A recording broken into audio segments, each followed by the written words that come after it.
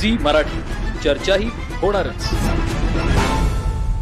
मानव जातीला दैवानं देणगी दिलेली मानवी जीवन जगताना जीवनातील सुखदुःख या दोन्ही अवस्थांचा समतोलानं, प्रेमानं आणि धैर्यानं स्वीकार केल्यासच खऱ्या अर्थानं यश मिळतं, असं प्रतिपादन काशीपीठाचे नूतन जगद्गुरू परमपूज्य मल्लिकार्जुन विश्वराध्य पंडिताराध्य शिवाचार्य स्वामीजी यांनी केलं.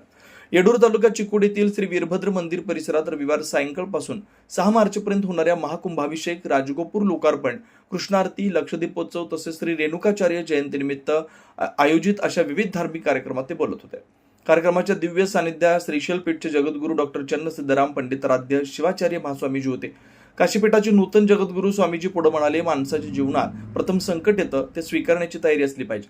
त्यानंतर सुखाचा मार्ग खुला होतो. खऱ्या भक्तांची परमेश्वर परीक्षा घेतो. मात्र कोणतेही दुःख आलं तरी ते प्रेमानं व धैर्याने स्वीकारण्यास यश निश्चित मिळतं. आयुष्यात येणारी प्रत्येक घटना ही ईश्वर कृपा समजून स्वीकारावी, असं स्वामीजींनी सांगितलंय. समारंभाच्या दिव्य सानिध्यावरून बोलताना श्रीशैलपीठाचे जगद्गुरू म्हणाले, मानवी जीवन अध्यात्म व समाजासाठी सत्कार केलेल्या शिष्याच्या डोक्यावर गुरु शिष्याच्या मस्तकावर कृपा हस्त ठेवतो, तेव्हा अद्भुत परिवर्तन घडतं. जशी ज्योतीला स्पर्शलेली वात ज्योती स्वरूप होते, समुद्रात विलीन झालेल्या नद्या समुद्र स्वरूप होतात, तसेच गुरुकृपेने पात्र शिष्य शिवस्वरूप होऊ शकतो, असं स्वामीजींनी सांगितलं.